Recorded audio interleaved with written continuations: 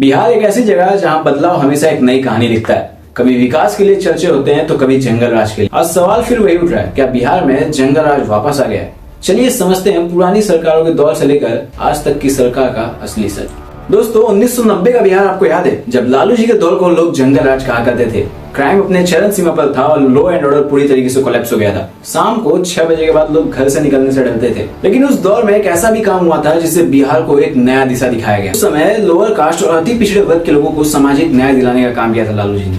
पहली बार उनको मंच पे चढ़ के बोलने का मौका मिला और अपने आप को आगे रिप्रेजेंट करने का।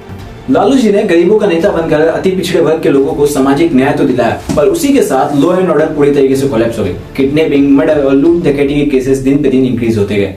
बिहार के लोगों को एक नया चेहरा मिल गया जिसने उन्हें सामाजिक न्याय तो दिलाया, पर साथ ही जुर्म का अंधेरा भी।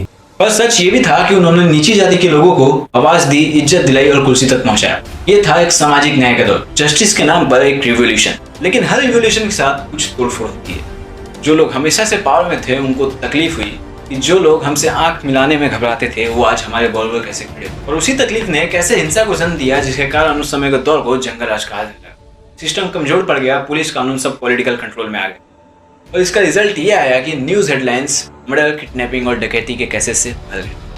बिहार में 1990 से लेकर 2005 के बीच में टोटल अप्रोक्सीमेटली क्रिमिनल केसेस 50 से 60 हजार दर्ज हुए और वहीं रेप के केसेस 10 से 15 हजार तक और डकैती 20 हजार तक। और किडनैपिंग इतनी हुई कि लोग शाम को घर से निकलना ही छोड़ दिए। और आप इस बात का अंदाजा इसी से लगा सकते हैं कि एक IAS ऑफिसर की वाइफ का 2 साल तक कंटिन्यूअसली रेप किया गया। और सबसे बड़ी दुख की बात यह है कि जिसने रेप किया था वो खुलेआम घूमता रहा, उसके ऊपर कोई एक्शन नहीं लिया गया करंटली सरकार के द्वारा। और यही कुछ कारण है कि उस समय के दौर को जंगल राज कहा जाने लगा। चलिए दोस्तों बात करते हैं मंगल राज का सपना दिखाने वाले नीतीश कुमार के दौर के बारे में।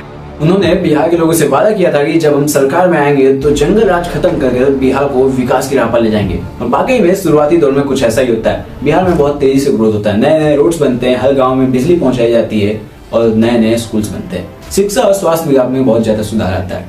लोगों को लगता है कि अब बिहार बदल रहा है, पर यह विकास की कहानी ज्यादा दिन नहीं चल पाती। 2015 के बाद कहानी एक नया रुख मोड़ लेती है और धीरे धीरे क्रिमिनल केसेस की संख्या में बढ़ोतरी होने लगती है। रेप, मर्डर और डकैती के केसेस दिन पे दिन बढ़ते जाते हैं। और 2015 के बाद बिहार में 7 बड़े पेपर लीक्स हुए और सरकार उस पर कोई एक्शन नहीं ले पाई। और आज 2024-25 में लोग फिर से वही सवाल पूछ रहे हैं, क्या फिर से हम उसी हालात में वापस जा रहे हैं? क्योंकि न्यूज की हेडलाइन फिर से किडनैपिंग, मर्डर और डकैती के केसेस से भर चुकी है। अगर हम NCRB का ऑफिशियल रिपोर्ट देखें तो बिहार में 2005 से 2025 के बीच में 8 लाख से ज्यादा क्रिमिनल केसेस रिपोर्ट हुए, इसमें 68,000 मर्डर, 25,000 रेप और 95,000 किडनैपिंग केसेस है। वहीं पर 1 लाख से ज्यादा डकैती के केसेस रिपोर्ट। सिस्टम भले ही बदल गया बट अभी भी लॉ एंड ऑर्डर वीक है। अभी भी सिस्टम में सुधार की जरूरत। सरकार कह रही है कि सिस्टम कंट्रोल में है, पर ग्राउंड लेवल पर लोग अभी भी कह रहे हैं कि FIR लिखवाना भी मुश्किल है। सिस्टम धीरे चल रहा है बट क्राइम बहुत तेजी से हो रहा है। अब ये वही सीन लग रहा है जैसे पहले था, जब लोग कहते थे ये तो जंगल राज है। बस फर्क इतना है कि पहले लोग खौफ में थे और आज लोग गुस्से में हैं। बिहार के लोगों का कहना है कि हमें ना जंगल राज चाहिए ना ड्रामा राज। हमें एक ऐसा बिहार चाहिए जहाँ कानून चले, विकास मिले और सुरक्षा।